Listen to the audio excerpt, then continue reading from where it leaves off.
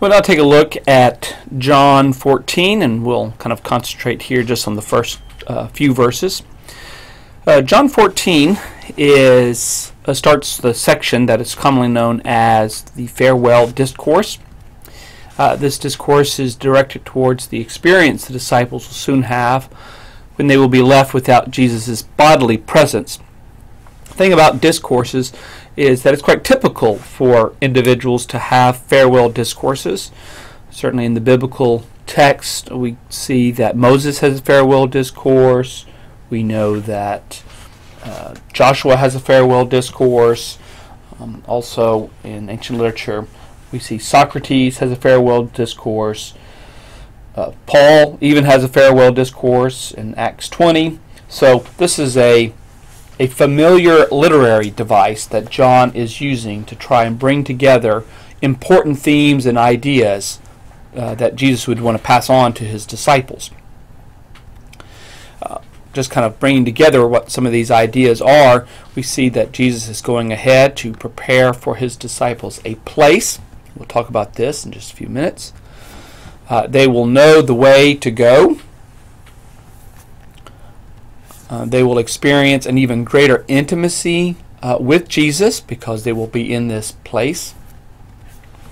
They will have a greater works to perform, works that will exceed works that were done by Jesus. The Spirit will come as a helping presence to them in the absence of Jesus' body being there.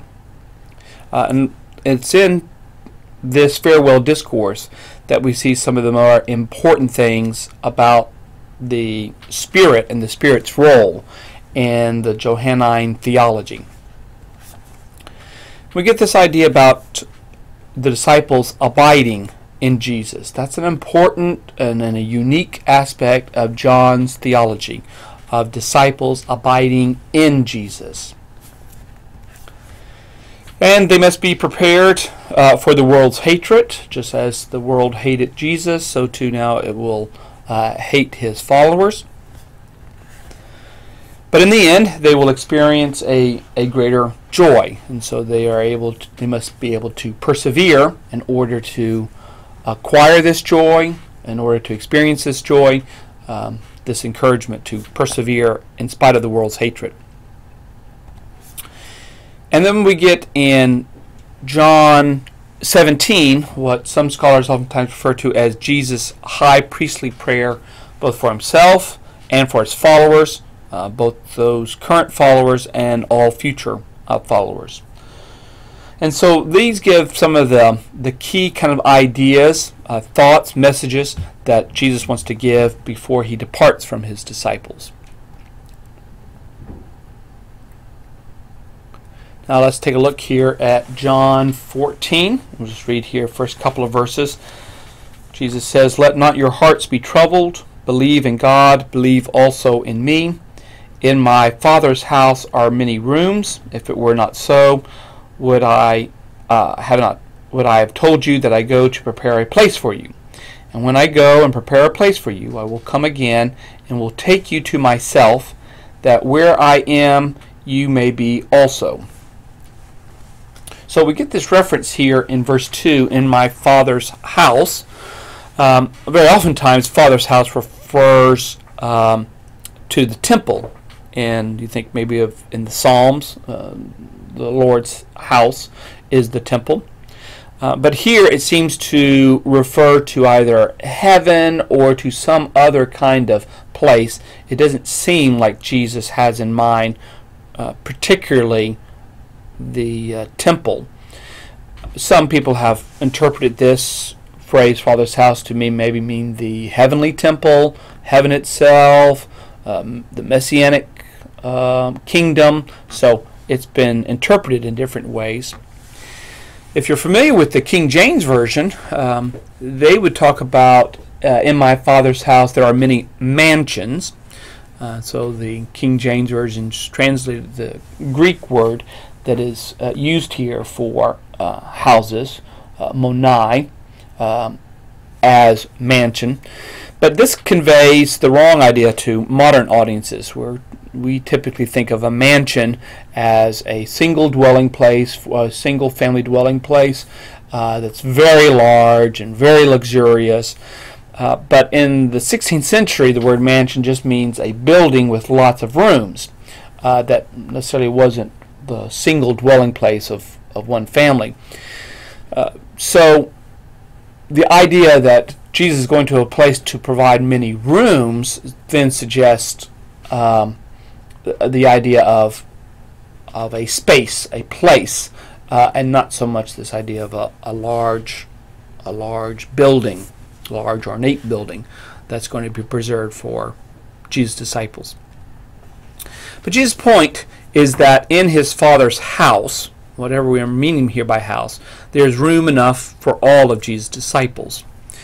And as Jerome Nere points out in his commentary, that really what Jesus is doing here is he's not talking about himself as an architect. He's not going to build something, but he is acting more as a broker who is establishing a relationship, so that if you have space, if you have a room, you have access to God. And so Jesus is the one who makes access to God possible. So really when we read this section, we don't need to be thinking about Jesus going and building a place. We need to think about Jesus going and making sure we can have access to God, because we are going to be with Jesus in the place that Jesus prepared, and Jesus is going to come and get us and take us to that place. But it is kind of interesting, this verse 3, about this coming again and taking us to this place, where Jesus is going. Now, Jesus is going to be raised from the dead, and he is going to be with his Father spiritually in this. It's interesting, we don't get so much of an ascension story in John's Gospel like we would get in Matthew. But there's this new reality. Jesus has passed through death. He will not die anymore, but he is also not present with his disciples anymore. And the idea is he is now with God. And the disciples are going to be with God now because they abide in Jesus. That is the place that has been prepared. So Jesus has prepared, in a sense, himself for his disciples. And this is why Witherington thinks that maybe for the Johannine community, they already see themselves as kind of in heaven. Most people today think about leaving earth and going to heaven, and that's when they can be with God and they can be with Jesus. But the Johannine community probably believed they were already with God, they were already in his presence, because they were already in Jesus, and because Jesus is already with God.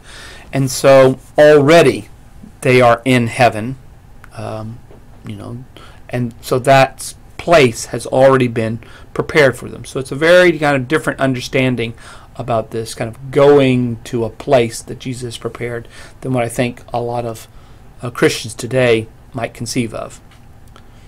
So that gives us a little bit of an introduction then just to John 14, 1 through 3.